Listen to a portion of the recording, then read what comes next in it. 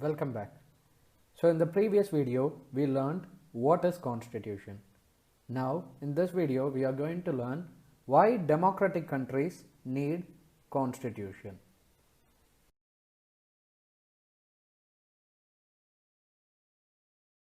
First, let us clearly understand what is a democratic nation. So democratic nation is a country which follows democracy. And democracy is a form of government where people elect their representatives. For example, our country, India, is a democratic country. We people do not govern the nation. We elect leaders to govern us.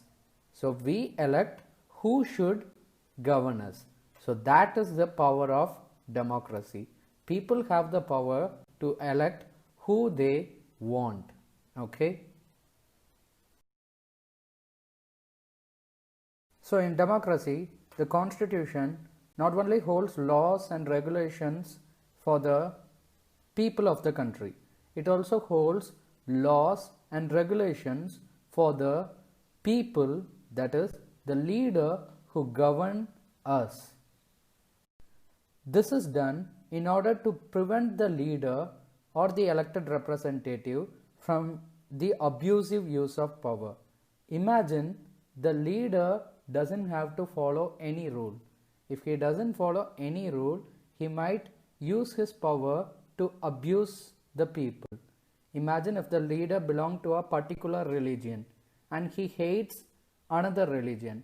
He might favor the people who follow his religion, and he might be partial, or he might discriminate the people who do not belong to his religion. So in order to prevent these kind of things from happening, the constitution also holds laws and regulations for the leaders who govern the country. The Indian Constitution declares India a sovereign, socialist, secular and democratic country, which means sovereign, which means India is not subjected to any other country. India is a republic country and it is a socialist country.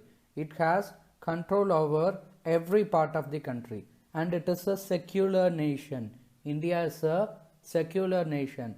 No one can force you to follow a particular religion. No one can force you to follow any particular religion. And India is a democratic country, which means people's power, where people elect their representatives, where people elect their leaders. And constitution helps to maintain justice, equality, liberty and endeavors to promote fraternity. So justice, so if someone has been wronged, they should receive justice. Okay, that's why we have lots of laws, rules and regulations. So if someone breaks the law and it affects another person, they should be given justice. So constitution has lots of rules and regulations which will give justice to the person who has been hurt, and it aims to promote equality.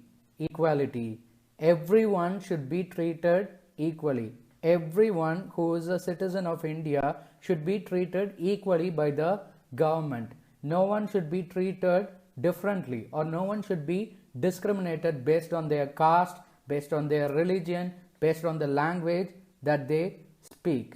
And it helps to maintain liberty. Liberty is nothing but freedom.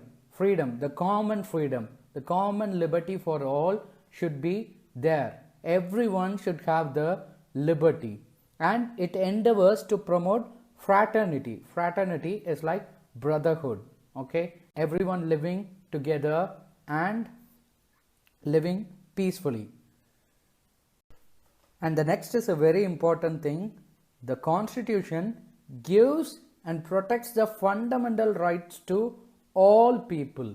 So everyone in India has been allowed to exercise his common rights, his basic fundamental rights. Okay, so the constitution gives rights to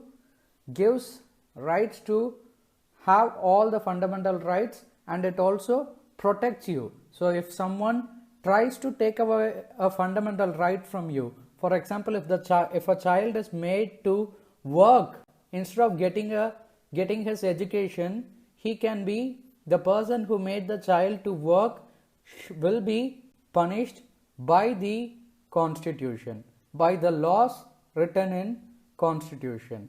So everyone is given his fundamental rights, and all the fundamental rights are also protected by the constitution. The final and the important thing, so India is a home to different religion and different language. When Jawaharlal Nehru first addressed India as a Prime Minister, he called India as a mosaic nation.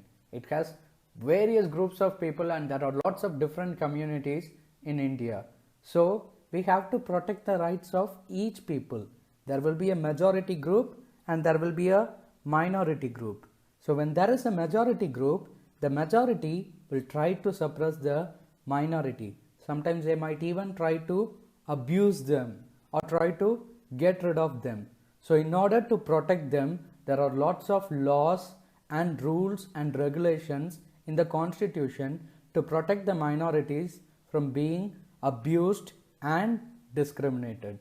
So India has many minorities. So minorities are people or a particular community which has only very less number of people. For example, in India, Christianity is not majority.